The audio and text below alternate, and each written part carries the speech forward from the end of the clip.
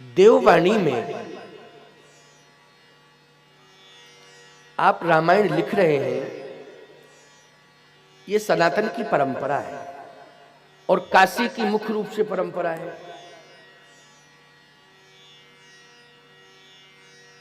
काशी में रहकर के ही श्रीमद् गोस्वामी तुलसीदास जी महाराज ने संस्कृत का अध्ययन किया और बहुत अच्छे संस्कृतज्ञ थे गोस्वामी तुलसीदास जी महाराज। लेकिन भगवान शिव ने तुलसीदास जी महाराज से कहा कि आप हिंदी में रामचरितमानस को लिखें। मंगलाचरण तो संस्कृत में होना चाहिए, लेकिन हिंदी भाषा में रामचरितमानस की रचना हो। लेकिन सत्य तो ये है प्यारे कि ये हिंदी भाषा हमें दिखाई दे रही है, पढ़ने में अनुभव करते हम हिंदी भाषा है, लेकिन हम सब आचार्यों का और संतों का जो मत है कि ये हिंदी भाषा पढ़ने में भले ही तुम अनुभव करो, देखने में अनुभव करो, ये हिंदी भाषा है। लेकिन सत्य तो ये है कि ग्रंथ जितने लिखे गए हैं सब देववाणी में लिखे गए हैं, लेकिन रामचरितमानस तो महादेव वाणी में लिखा गया है। रामचरितमानस की रचना साक्षात महादेव वाणी, तो महादेव वाणी की बड़ी महिमा है।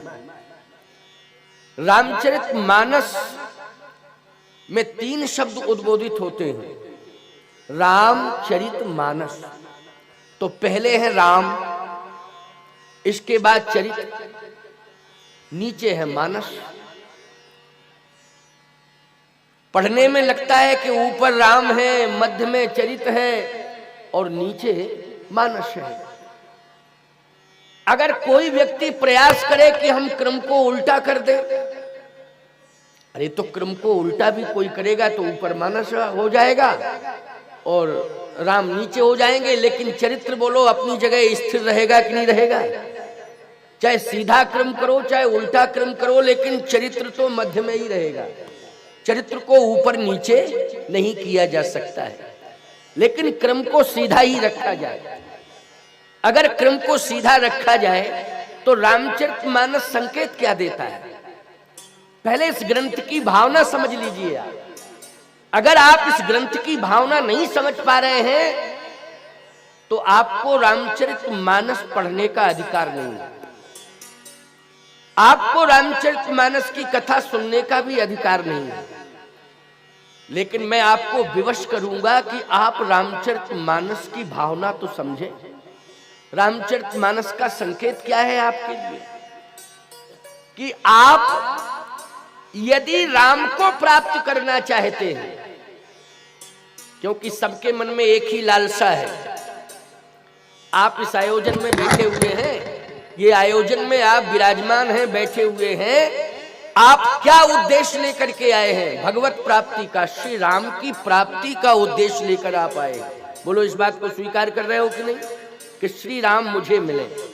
चाहे मुझे राम कथा सुन करके राम मिले, चाहे हम राम मंदिर में राम जी का दर्शन करें, दर्शन में राम मिल जाए, चाहे हम मंदाकिनी स्नान करें राम मिल जाए, चाहे नर्मदा जी में स्नान करें हमें राम मिल जाए, चाहे हम सरजू मैया में स्नान करें हमें राम मिल जाए, चाहे हम यज्ञ की परिक्रमा करें हमें राम मिल जाए, चाहे हम संतों के बीच में बैठ जाएं हमें राम मिल जाए। राम मिलना चाहिए। बोलो यही लालसा सबके मन में है ना, राम मिलना चाहिए।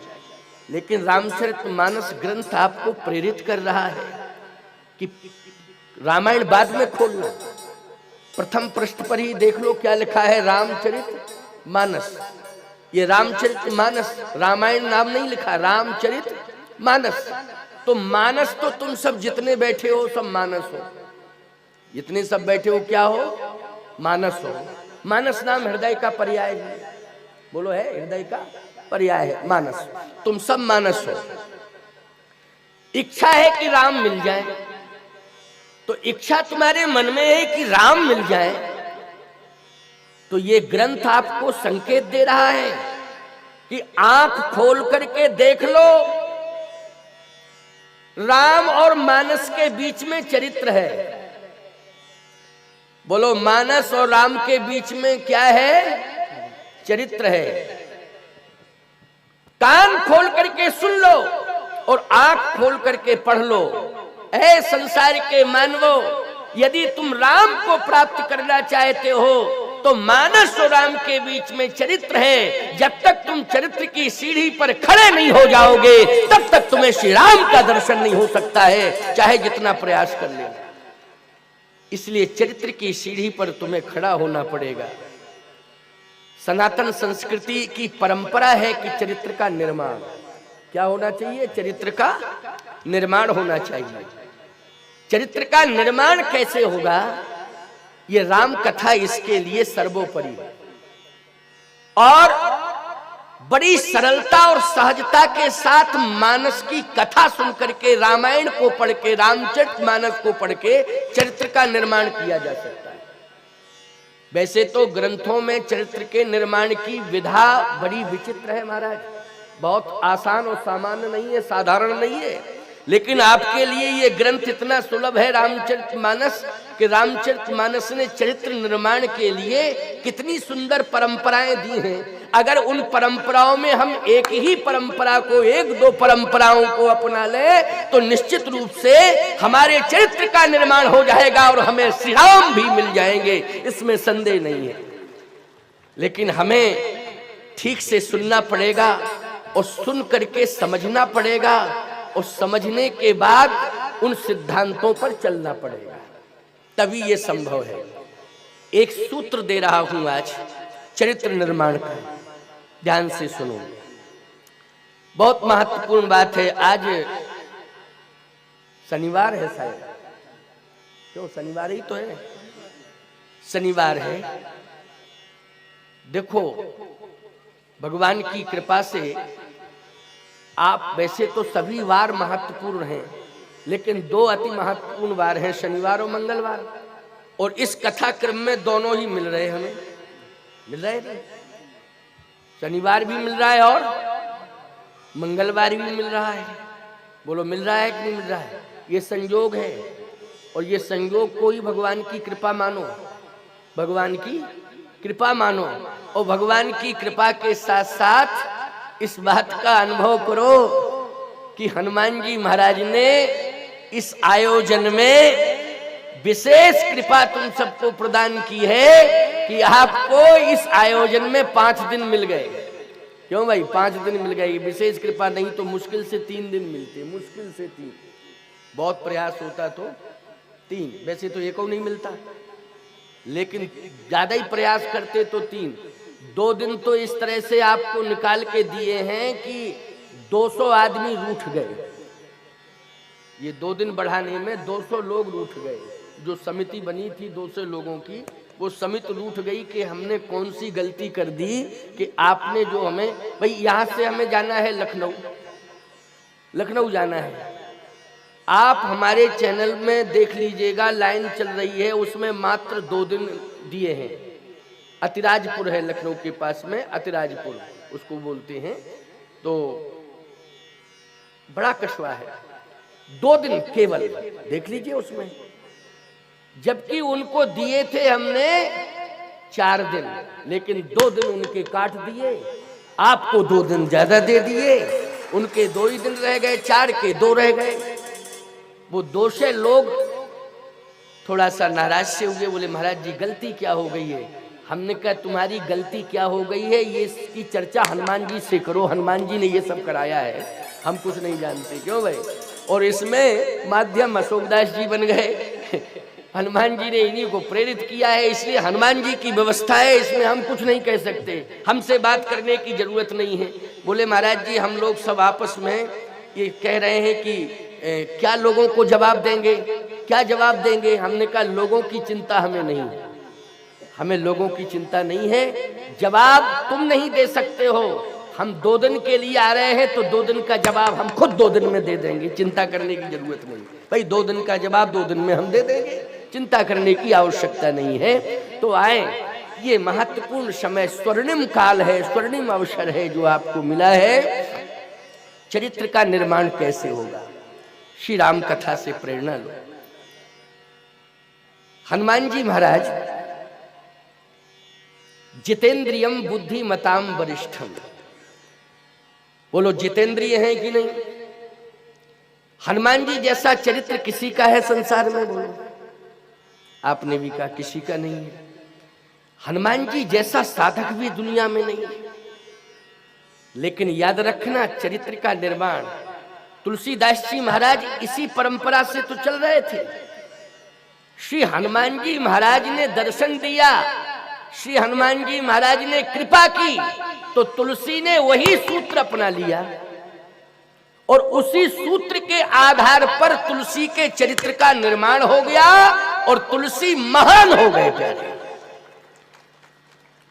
हनुमान जी का चरित्र क्या है प्यारे? सुनिए जरा। उन जैसा बुद्धिमताम नहीं है कोई दूसरा, जितेंद्रिय नहीं है दूसरा। बोलो भाई। उन जैसा महान नहीं है कोई।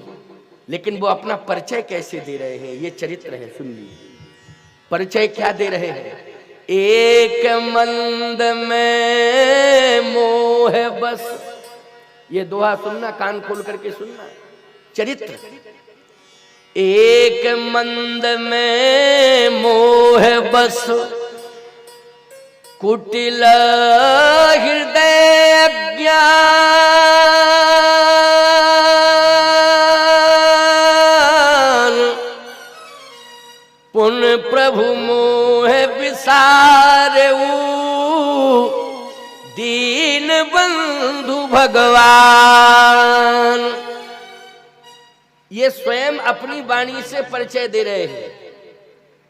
किससे कह रहे हैं? भगवान से कह रहे हैं, प्रभु राम से।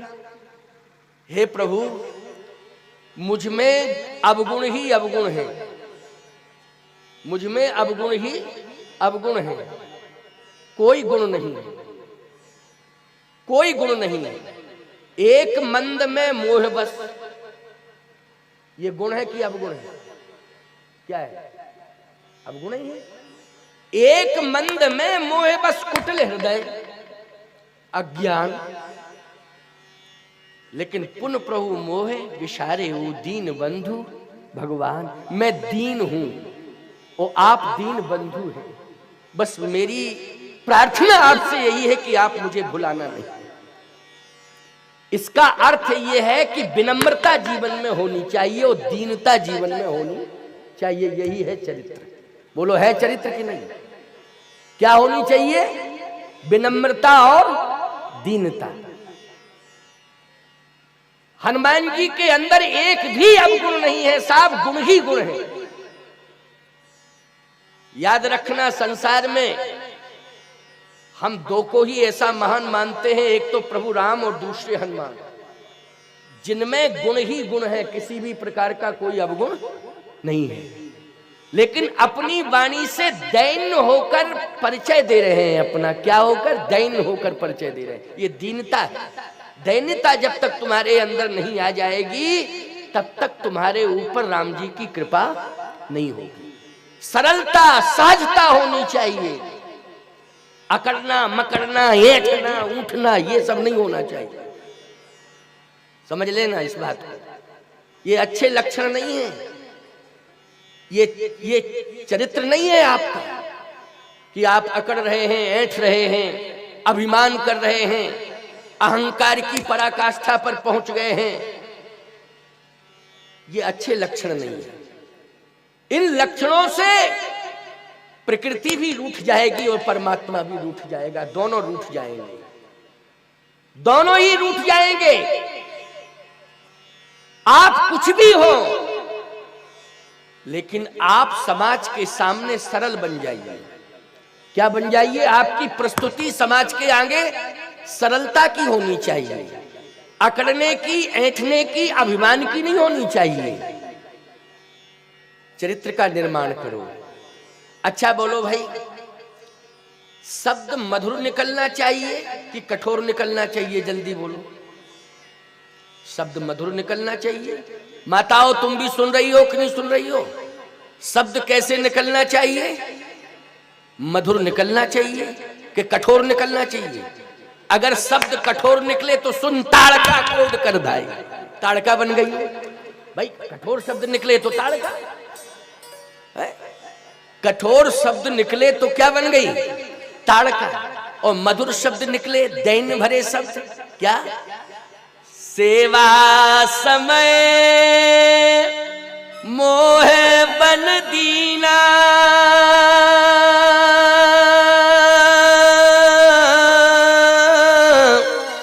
ओ मोर मनोरथ सुफल कीना। सेवा करने का समय था, सेवा भाव लेकर के हमें आई थी।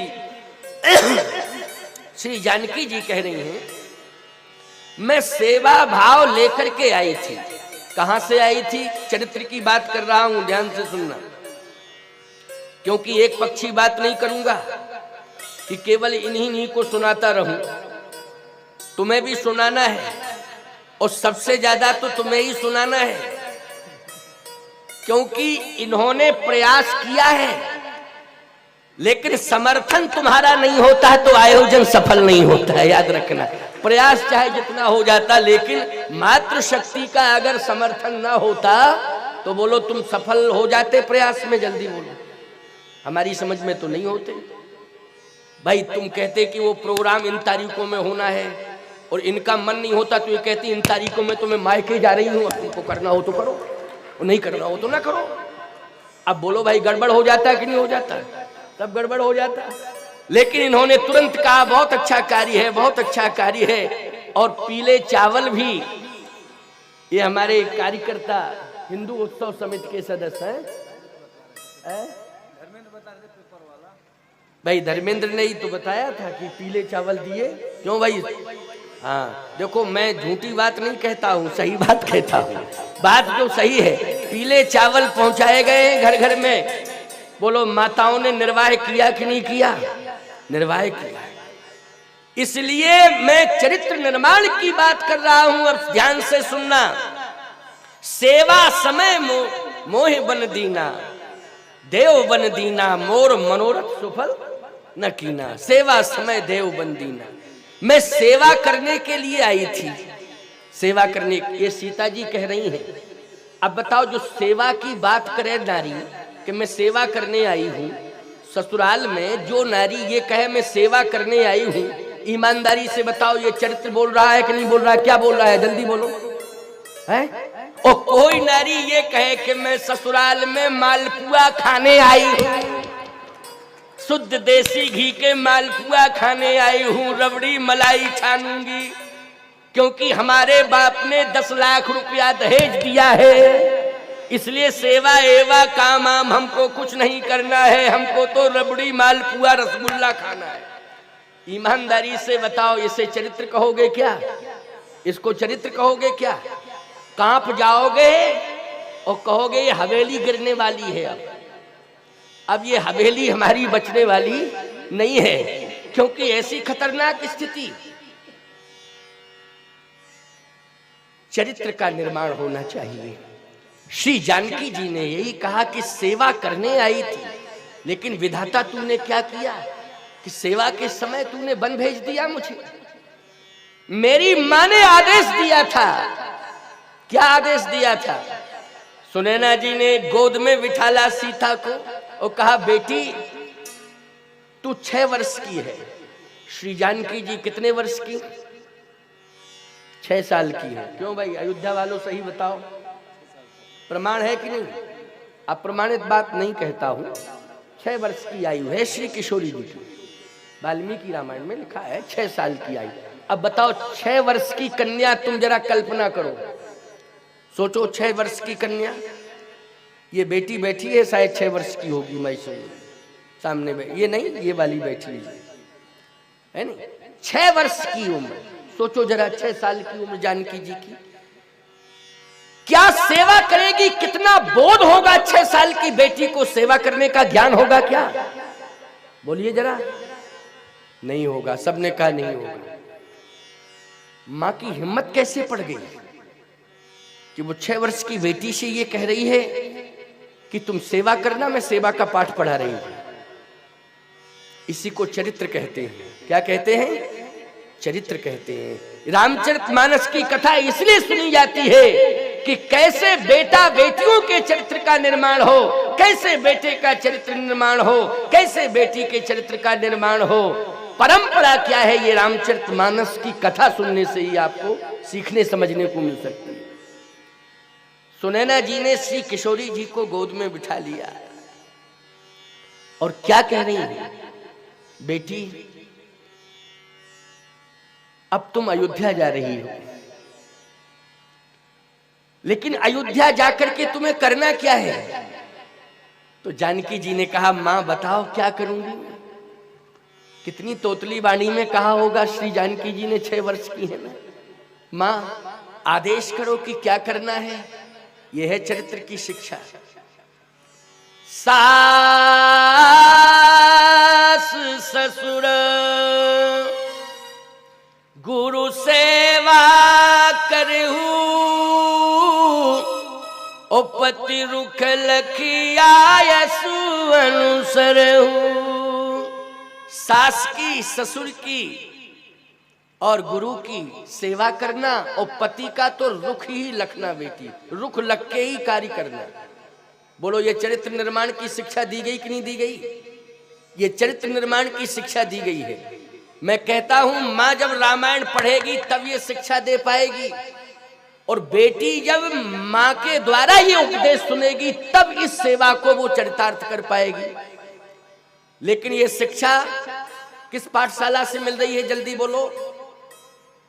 ये रामचरितमानस ग्रंथ के माध्यम से मिल रही, आध्यात्मिक पाठशाला। इसका नाम क्या है, आध्यात्मिक पाठशाला।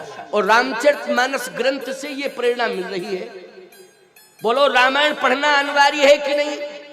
बोलो, अनिवार्य है कि नहीं। मैं एक बात कहता हूं, अगर तुम सनातन संस्कृति में पलने वाले हिंदू हो तो आज ये संकल्प लो कि हमारे घर में तुलसी दल होगा और तुलसी कृत रामायण होगी। ये दोनों ही होंगे, तब हम मानेंगे हिंदू का घर है। अगर तुलसी कृत नहीं है, वो तुलसी दल नहीं है, तो वो हिंदू का घर नहीं है, वो सनातन धर्मावलंबी का घर नहीं है। इसलिए तुलसी होना चाहिए और तुलसी कृत होना चाहिए, ये दोनों ही महत्वपूर्ण हैं। इसलिए तुलसी कृत रामायण को पढ़ो और पढ़ के चरित्र का निर्माण करो। सास ससुर गुरु सेवा करे, हु पति रुख लख आयुष अनुसरे। हुई हो संतति पियहि प्यारी, ओ चिड़े अही बात असीस हमारी। मेरा आशीर्वाद है, संतों की परम कृपा, संतों का के द्वारा सदा आशीर्वाद मिलता रहेगा। संत उन्हीं को आशीर्वाद देते हैं जो सेवा का संकल्प लेकर समाज में आते हैं। सीधी सी बात है, संत उन्हीं को आशीर्वाद देते हैं जो सेवा का संकल्प लेकर समाज में आते हैं। और जिनके जीवन में सेवा का संकल्प नहीं है, सेवा करने का संकल्प नहीं है, सेवा कराने का संकल्प है, याद रखना, संत उनको अपने पास भी नहीं बुलाते हैं और न ही उन्हें आशीर्वाद देते हैं। क्यों? सेवा कराने का संकल्प लेके तुम आए हो, सेवा करने का संकल्प लेके आना चाहिए। समझ गए हो? इसी को चरित्र कहते हैं। क्या? सेवा करने का संकल्प हम लें, सेवा कराने का संकल्प हम न लें, सेवा करने का संकल्प लें। हमारे साधु संतों के आश्रमों में आप लोग पहुंच जाते हो, ईमानदारी से बताओ, सभी संत कहते आओ प्रसाद पालो, जलपान कर लो, प्रसाद ले लो। क्यों कहा जाता कि नहीं? भैया रुको, अगर ठंडी है तो ये रजाई ले लो, और गर्मी है तो ये चद्दर ले लो, और चद्दर की आवश्यकता नहीं है तो पंखा की हवा ले लो। हाँ भाई, गर्मी है तो पंखे की हवा लो, क्यों? और यदि ठंडी है तो ये रजाई ले लो, ये कम्बल ले लो, कम्बल ले लो। बोलो, ये संतों के आश्रमों में व्यवस्था मिलती है कि नहीं मिलती है? जल्दी बोलो। ये क्या है? सेवा करने का भाव, सेवा का पाठ पढ़ाया जाता है। हनुमान जी ने भी सेवा का संकल्प लिया था। जान राम सेवा सरस समुझ कीन अनुमान, पुरखाते लड़का भय हरते भय हनुमान, जान राम सेवा सरस। तो सेवा का संकल्प लेकर के ही भगवान शिव 11वें रुद्र में हनुमान बने। बात समझ में आ गई कि नहीं? सीता जी को जब अयोध्या भेजा तो सेवा का पाठ पढ़ा के भेजा, और भगवान शिव 11वें रुद्र में जब हनुमान बन के आए तो सेवा का संकल्प लेकर के आए। बोलो ये क्या है? चरित्र निर्माण नहीं है तो क्या है? जल्दी बोलो, है चरित्र निर्माण की नहीं? इसलिए सेवा का संकल्प लो, सेवा करने का संकल्प लो, समाज की सेवा करो, माता पिता की सेवा करो, वृद्धों की सेवा करो, संतों की सेवा करो, और गौ माता की सेवा करो, और राष्ट्र की सेवा करो, भगवत सेवा करो। ये सेवाएं जब तुम संकल्प में स्वीकार कर लोगे तो याद रखना तुम्हारे चरित्र का निर्माण हो जाएगा। इसलिए आज शनिवार के दिन आपको संदेश मिल रहा है कि 11वें रुद्र में श्री भगवान शंकर श्री हनुमान बन करके आए, लेकिन सेवा का संकल्प लेकर के आए हैं। बस हाथ जोड़ करके भगवान के सामने खड़े हो गए। एक मंद में मोहि बश कुटिल हृदय अज्ञान, ओ पुन प्रभु मोहि विसारिऊ दीन बंधु भगवान। प्रभु पहचान परऊ गही चरना, प्रभु पहचान परऊ गही चरना, सो सुख उमा जाए नहीं बरना। हनुमान जी ने चरण ही पकड़ लिए। अच्छा, जो चरण पकड़ता है वो सेवा का भाव ही रखता है कि नहीं रखता है? और जो गला पकड़े ये चरित्र है? क्यों? चरण पकड़ना चरित्र है कि गला पकड़ना चरित्र है? बोलो। आजकल के बेटे क्या कर रहे हैं? अगर तुम उनके मन की इच्छा की पूर्ति नहीं कर रहे हो तो ईमानदारी से बताओ, चरण पकड़ते हैं कि गला पकड़ते हैं? कितने प्रतिशत ऐसे बेटे हैं जो माँ बाप को खुश कर रहे हैं? माँ बाप को खुश कर रहे हैं? बोलो। मैं सत्य कह रहा हूं, आज चरित्र में गिरावट आ गई है। आज आप पड़ोसी से परेशान नहीं हो, आज आप आतंकवादियों से भी परेशान नहीं हो, आज सबसे ज्यादा परेशान हो अपनी औलाद से। सबसे ज्यादा किससे परेशान हो? अपनी संतान से। मैं बिल्कुल सत्य बोल रहा हूं, क्योंकि आतंकवादी तो बाहर से आके आक्रमण करेगा ना। हमारे पास रहने के लिए सुरक्षित घर है हमारा, बोलो है कि नहीं? इंतजाम है। लेकिन हमारा बेटा ही जब हमारे ऊपर आक्रमण करने लग जाएगा तो हम कहां बचेंगे और कहां छिपेंगे? कल्पना करो आप, फिर कहां जाएंगे? इसलिए मैं कहता हूं, ऐसे संक्रमण काल में राम कथा की परम आवश्यकता है। और हिंदू धर्म को अक्षुण्ण बनाने के लिए, हिंदू धर्म को सदा सदा के लिए इस विश्व में स्थापित करने के लिए राम कथा एक सर्वोपरि माध्यम है। श्री राम कथा के द्वारा पूरे विश्व में हिंदू साम्राज्य स्थापित किया जा सकता है, केवल हिंदुस्तान में नहीं, पूरे विश्व में। आपको मालूम होना चाहिए, प्रभुपाद स्वामी ने इतना बढ़िया प्रयास किया था कि अपने देश के अलावा अन्य देशों में जाकर के उन्होंने भगवान शिव की स्थापनाएं की। क्यों भाई? की नहीं? भगवान शिव की स्थापनाएं की, और साथ ही साथ उन्होंने श्रीमद् भगवद गीता का प्रचार प्रसार किया। प्रभुपाद स्वामी ने, स्वामी विवेकानंद जी महाराज प्रमाण हैं, ऐसे तमाम संत प्रमाण हैं। इसलिए मैं कहना चाहता हूं कि केवल हिंदुस्तान में ही हिंदू धर्म नहीं होना चाहिए, पूरे विश्व में हिंदू धर्म होना चाहिए, हिंदू सनातन धर्म होना चाहिए। क्योंकि हमारा भारत केवल भारत नहीं है, हमारा भारत विश्व गुरु है। और जब भारत हमारा विश्व गुरु है तो ईमानदारी से बताओ, पूरे विश्व में सनातन हिंदू धर्म होना चाहिए कि नहीं होना चाहिए? याद रखो, आज भारत का हिंदू जाग गया है। तो आज मैं इस मंच से चेतावनी दे रहा हूं कि आज भारत का हिंदू जाग गया है। राम मंदिर का निर्माण प्रमाण है कि भारत का हिंदू ना जागा होता तो आज राम मंदिर का निर्माण ना होता।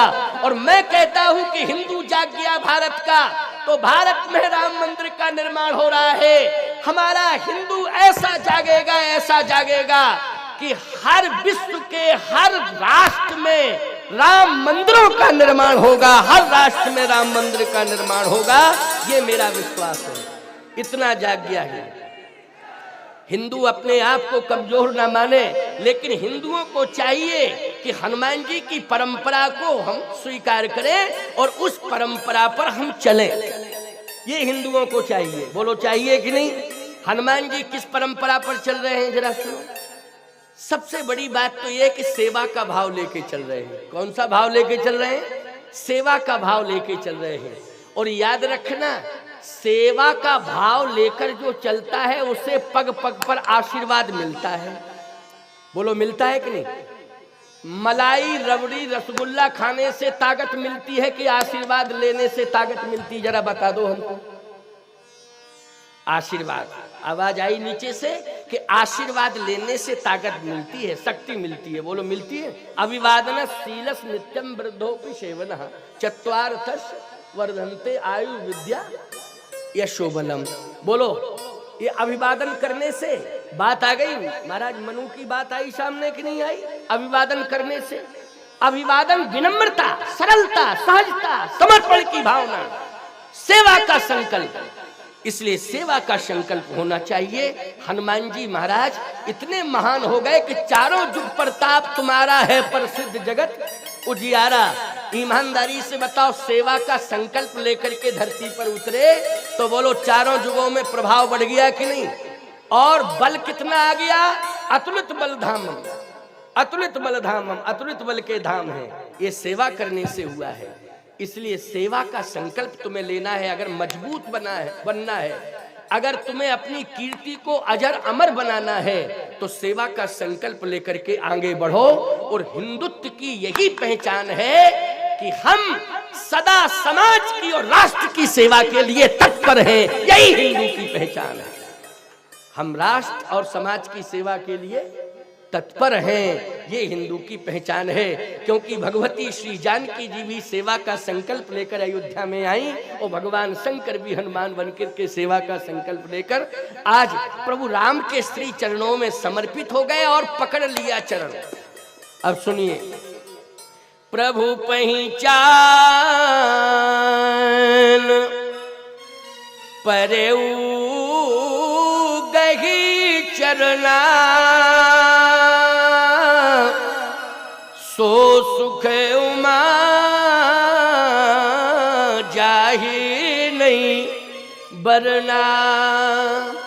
भगवान शंकर कहते हैं, हे पार्वती, मैं इस सुख का वर्णन नहीं कर पा रहा हूं कि कितना सुख मुझे मिल रहा है। कैसे? बोले अभी तो दूर से ही अभिवादन होता था, क्योंकि प्रभु कभी अपने पास तक चरणों तक आने ही नहीं देते थे, और पहुंचता था तो हृदय से लगा लेते थे, और या तो चरण पकड़ने की कोशिश करते थे या उठा के हृदय से लगा लेते थे। लेकिन आज मुझे चरण पकड़ने का मौका मिल गया, चरण पकड़ने का मौका मिल गया।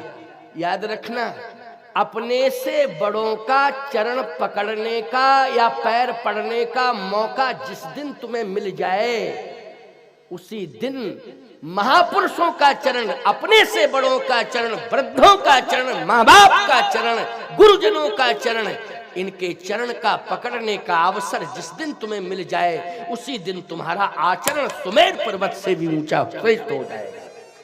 आचरण श्रेष्ठ कब होगा? जब महापुरुषों का, माता पिता का, अपने से बड़ों का चरण तुम्हें छूने के लिए मिल जाए, स्पर्श करने का सौभाग्य मिल जाए। इसलिए आचरण को श्रेष्ठ बनाना है तो सेवा का संकल्प लो। भगवान ने कहा कि क्या कर रहे हो, ये हमारे चरण तुमने क्यों पकड़ लिए? हनुमान जी ने कहा कि मैंने इसलिए चरण पकड़ लिए हैं कि मुझे चरण में जगह चाहिए। भगवान बोले उल्टी परंपरा मत चलाओ, विप्र रूप धर कविता गए ब्राह्मण हो तुम, और ब्राह्मण हमारे चरण पकड़े।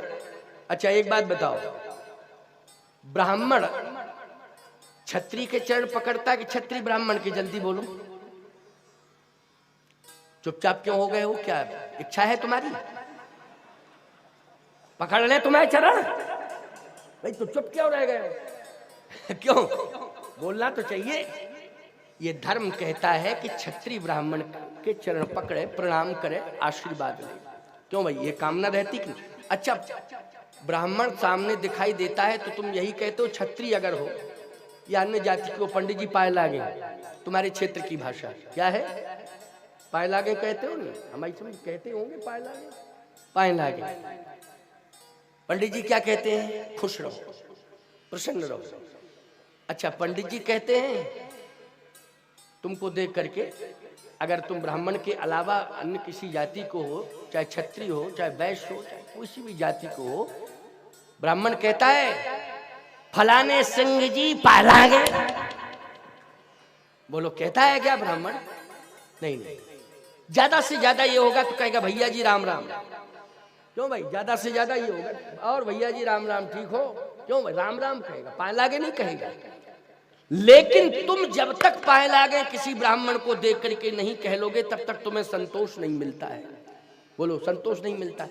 अब आजकल तो पाए लागे भी शब्द निकल गया, बहुत दूर चला गया, लोग शर्म महसूस करते हैं। राम राम कहने में भी शर्म महसूस करने लगे लोग। अब आजकल तो इतना ही कहते हैं, पंडित जी ये क्या है, ये समझ में नहीं आ रहा, ये है क्या मामला, ये मामला ही समझ में नहीं आ रहा, ये है क्या है? इसमें न राम का नाम, न श्याम का नाम, न घनश्याम का नाम, किसी का नाम ही नहीं, सब लुप्त हो गए, सब लुप्त हो गए। ये अब बताइए पंडित जी क्या कहें, बदले में आशीर्वाद क्या दें? तुमने कहा पंडित जी, तो पंडित जी भी कहते हैं भैया जी। भाई तुमने जैसा व्यवहार किया वैसे ही पलट के पहुंच गया तुम्हारे पास। क्यों पहुंच गया कि नहीं पहुंच गया? अब तुम्हें मिला क्या? जल्दी बोलो, कुछ मिला? कुछ नहीं मिला। इसलिए कहता हूं कि चरित्र का निर्माण करो, कम से कम भाषा तो सुधार लो।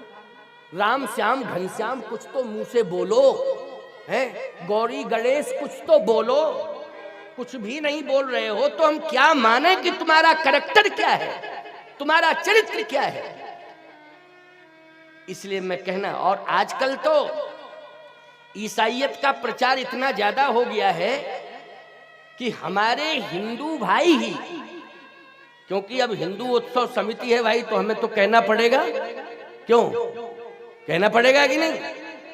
क्योंकि नाम ही जब है हिंदू उत्सव समिति, और सनातन हिंदू उत्सव समिति, सनातन की परंपरा, तो कहना पड़ेगा। ईसाइयत का इतना बड़ा प्रचार कि महात्मा गांधी ने आंदोलन चलाया, उस आंदोलन में एक नारा दिया था कि अंग्रेजों भारत छोड़ो। अंग्रेजों को कहा कि आप हमारा भारत छोड़िए। क्यों भाई?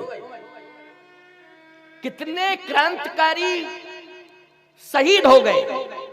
बोलो हुए शहीद कि नहीं हुए? हिंदू धर्म बचाने के लिए कितने क्रांतिकारी शहीद हो गए? क्या तुम इतिहास पढ़ते हो? मैं तुमसे ही पूछना चाहता हूं, कान खोल करके सुन लेना। हिंदू सनातन संस्कृति को बचाने के लिए हमारे देश के छोटे छोटे नौनिहाल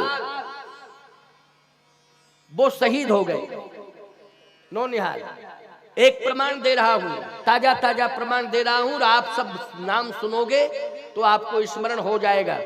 क्योंकि कुर्बानी व्यर्थ नहीं जाती है किसी की, शरीर चला जाता है लेकिन उसकी कीर्ति अमर हो जाती है, तो हमेशा उसकी याद आती है, और याद ही नहीं आती है, उसकी गाथा भी गाई जाती है। गाई जाती है गाथा की नहीं? क्योंकि सनातन संस्कृति के लिए, हिंदू संस्कृति के लिए कुर्बानी दी है। आपने नाम सुना होगा। आज हमें कभी कभी अफसोस होता है कि हमारे सिख भाई हमसे थोड़ा दूर होने लगे हैं। बोलो होने लगे हैं कि नहीं? एक सिख ऐसा पैदा हुआ था जिसने खालिस्तान की मांग की थी, भिंडरवाला। भिंडरवाला एक ऐसा हुआ था सिख जिसने खालिस्तान की मांग की थी, और उसने अमृतसर में स्वर्ण मंदिर पर ही कब्जा कर लिया था। लेकिन प्यारे, हम लोग चाहते थे क्या खालिस्तान अलग से बने? नहीं नहीं नहीं, ये सिख हमारे भाई हैं। सिखों की कुर्बानी सनातन संस्कृति के लिए, हिंदू संस्कृति के लिए है। गुरु गोविंद सिंह के दोनों बेटे जोरावर सिंह और फतेह सिंह हिंदू सनातन संस्कृति को बचाने के लिए दोनों ही जिंदा दीवार में चुन गए थे। केवल उम्र 9 वर्ष की थी। जोरावर सिंह की आयु 9